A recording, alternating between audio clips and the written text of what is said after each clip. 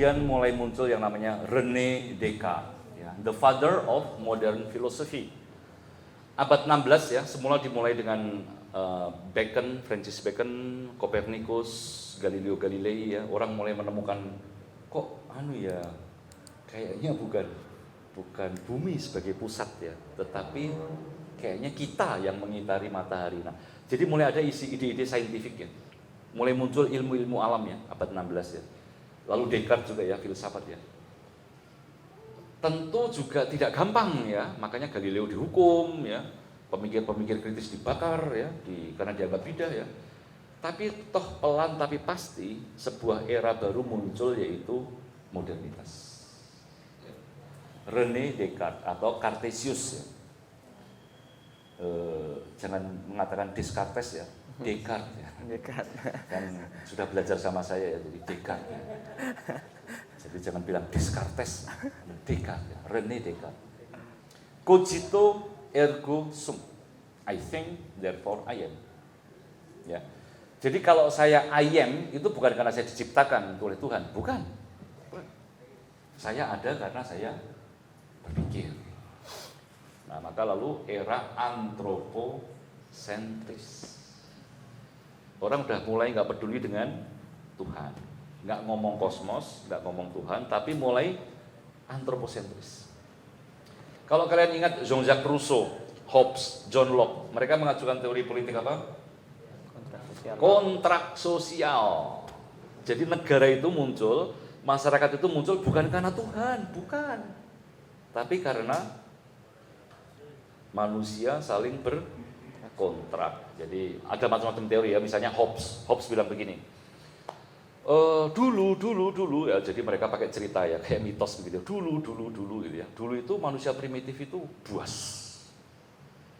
masing-masing mengikuti kepentingannya sendiri-sendiri, berburu, bahkan saling membunuh ya, untuk kepentingannya sendiri. Sampai suatu ketika, karena situasinya adalah bellum omnium contra omnes ya, the war of all against all ya, karena semua saling berperang ya, saling menyerang ya. Maka pada suatu titik tiba-tiba ada yang mulai ngomong begini, ini kayaknya kita nggak bisa ya terus-terusan begini ya, saling bunuh begini ya. Lebih baik mari kita taruh pedang kita dan kita berikan pedang itu kepada satu orang yang lalu akan kita sebut sebagai yang berdaulat. Pada saat itulah muncul yang namanya kontrak sosial. Jadi ketika masing-masing dari kita menyerahkan senjata kita kepada satu orang ya, sang Leviathan ya, supaya Leviathan itu menjadi yang berdaulat ya, dan dia yang kemudian akan mengurusi ngopeni kita supaya kita nggak saling bunuh-membunuh. Maka negara, manifestasi dari Leviathan, diterima kehadirannya sejauh Leviathan tidak membunuh saya atau membunuh teman saya.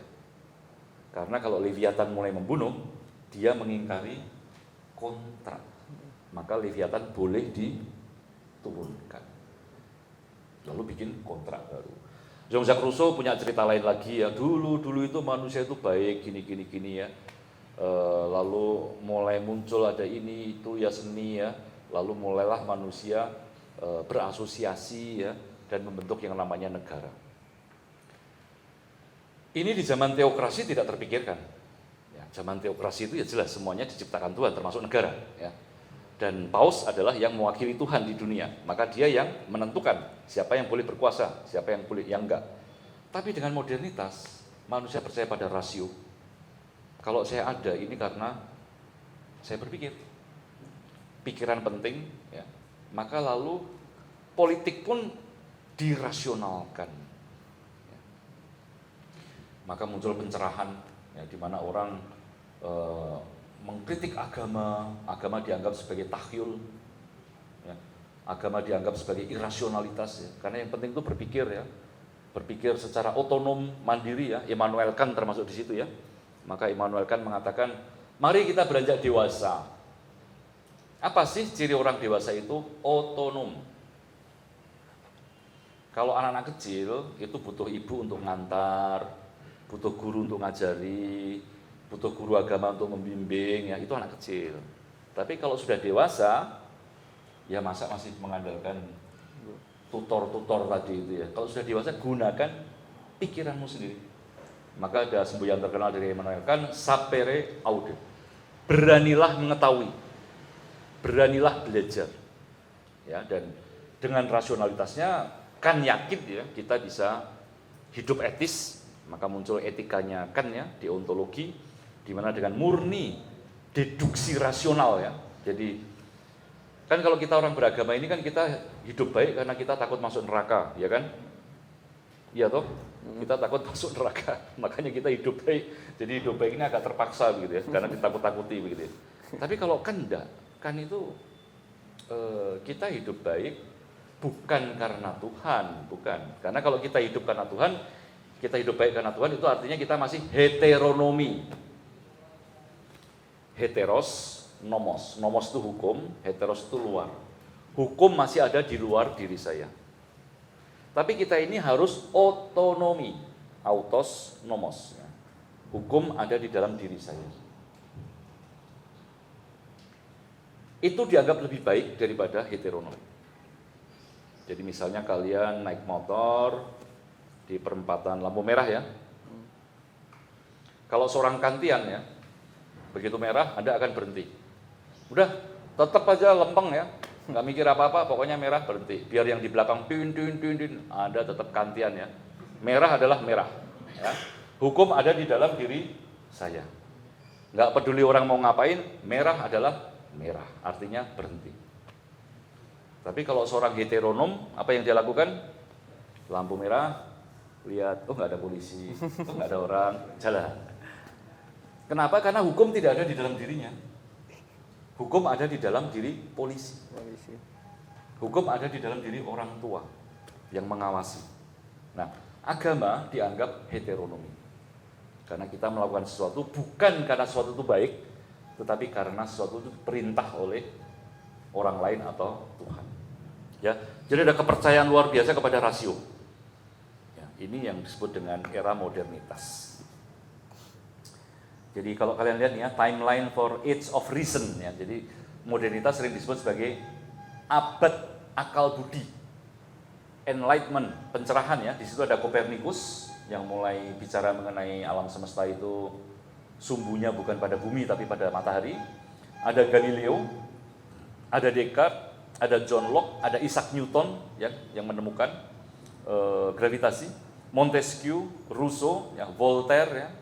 Ini adalah abad ketika saya bilang tadi itu antroposentrisme. Nah, semua itu lalu kemudian, ya ini namanya sejarah ya. Semua itu kemudian kok yang dilalah ya, dengan penemuan sains itu teknologi berkembang. Apa teknologi pertama yang ditemukan umat manusia di abad 18 yang sangat penting? Apa? Waduh, kamu mainnya perang-perang aja ini. Mesin uap. Mesin uap, ya, James Watt. Ini luar biasa mesin uap itu. Dulu kalau Anda bekerja itu kan pakai tangan ya. Jadi bayangkan kalau sekarang tuh ngapain ya? Yang masih kerja pakai tangan ya. Ya panen tebu, ya ini contohnya di Jawa ya. Panen tebu, kalau belum ada mesin uap, Anda kan harus motong loh. Habis motong gimana? Dibawa, ya, diangkut ya, pakai tenaga ke pabrik, lalu habis itu gimana? Ditumbuk kan, ditumbuk ya, pakai tangan begitu ya, supaya keluar gulanya, lalu baru menjadi gula. Nah, ketika Anda menemukan mesin uap, itu luar biasa. Motongnya masih pakai manusia ya, tapi ngangkutnya nggak perlu lagi pakai kuli panggul, nggak perlu pakai sapi, tapi pakai kereta, sehingga bisa mengangkut banyak sekali. Itu makanya di Jawa jaringan kereta itu kan karena pabrik gula ya, dari abad 18 ya. Lalu ketika menumbuk, apakah masih pakai tenaga manusia? Enggak, pakai mesin. Ya, di KM 262 jalan tol ya, itu masih ada pabrik tebu yang sekarang jadi rest area yang bagus itu. Dan mesin uap ini bisa bekerja 24 jam. Ya. Nah, bayangkan, ini saya baru ngomong soal gula ya. Bayangkan pakaian. makanan, sepatu yang dulu hanya dibuat sebentar karena tergantung kekuatan manusia, sekarang bisa dibuat lama. Maka muncullah yang namanya pabrik, muncullah yang namanya industri, muncullah yang namanya kapitalisme. Tiba-tiba pada abad 18 muncul orang biasa yang bukan bangsawan, bukan kalangan ulama, tetapi dia punya pabrik, dia punya ribuan pegawai, dia kaya raya. Namanya kelas borjuis.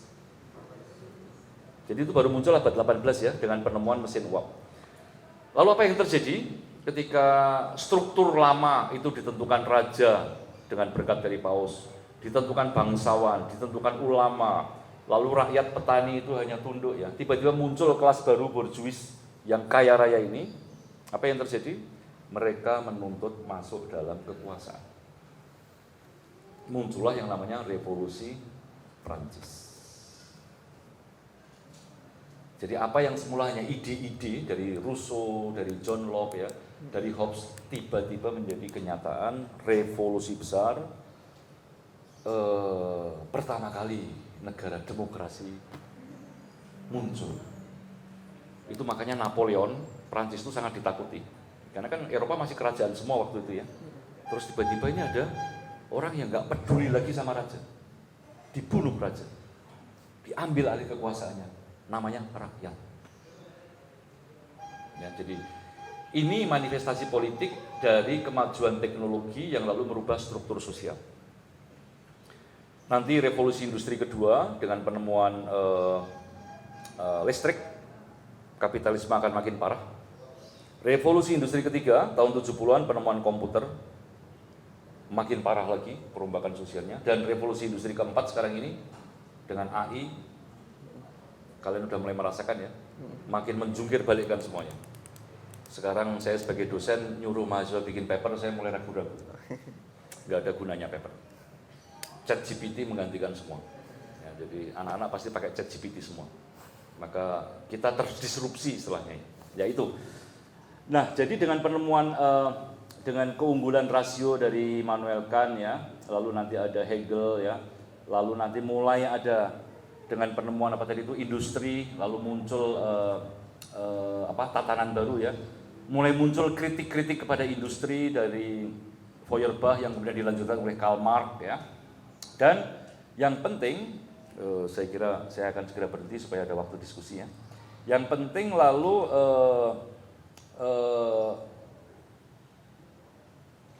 orang mulai tidak percaya pada rasio.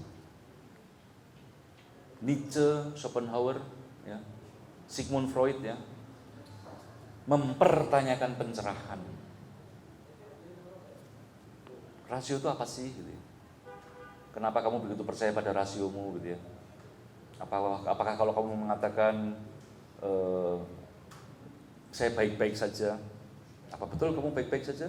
Itu kan cuma kata-kata rasional saja. Wajahmu kok kelihatan stres begitu? Ya, berarti rasio itu nggak bisa dipercaya. Meskipun kamu mengatakan saya baik-baik saja kok. Terima kasih Pak ya. Disediakan rokok juga ini. Jadi ketidakpercayaan pada rasio, dan itu nanti puncaknya ada tentu saja pada Heidegger. Ya, Heidegger yang akan mengkritik seluruh tradisi filsafat Barat dari Platon sampai Nietzsche. Itu adalah sejarah ontoteologis. Ya, ini saya buatkan skemanya. Halaman terakhir ya. Theos, logos, dan on. Jadi, dan dengan ini saya akan mengakhiri ya. Cara berpikir filsafat Barat itu selalu mencari landasan sesuatu. Misalnya Demokritos menemukan atom, Hegel menemukan roh absolut, ya, Descartes menemukan cogito. Dan ketika Anda mendapatkan landasan absolut itu namanya on, ya, on bahasa Yunani menjadi ontos, ya, ontologi, ilmu mengenai hal-hal mendasar. Dan biasanya yang mendasar ini Anda anggap paling tinggi, maka memiliki karakter theos. Dan lalu bisa Anda argumentasikan dengan logis. Itulah filsafat Barat. Ya, mencari yang landasan, dan landasan itu yang tertinggi, dan bisa Anda paparkan, wacanakan dengan logis. Apa buah dari cara berpikir itu? Teknologi. Jadi sains adalah anak metafisika, teknologi adalah cucu metafisika, dan teknologi sekarang ini membawa kita ke nihilisme. Teknologi memunculkan nuklir yang bisa meluluh lantakan semuanya. Teknologi sekarang memunculkan problem ekologi, planet kita akan hancur, dan belum ada satupun tindakan dari manusia untuk menghentikan kehancuran planet ini ya. Dan lalu apa solusi Heidegger? Solusinya adalah mengajak kita mengambil jarak dari itu semua, lalu melakukan Gelassenheit, letting be, membiarkan, dan mencoba bermeditasi, mencoba melihatnya secara baru dan tidak terlibat dengan aktivitas yang destruktif. Demikian yang bisa saya berikan sebagai kurang lebih gambaran pokok cepat ya mengenai filsafat Barat. Nanti lewat diskusi pasti akan lebih clear. Terima kasih. Tepuk tangan teman-teman.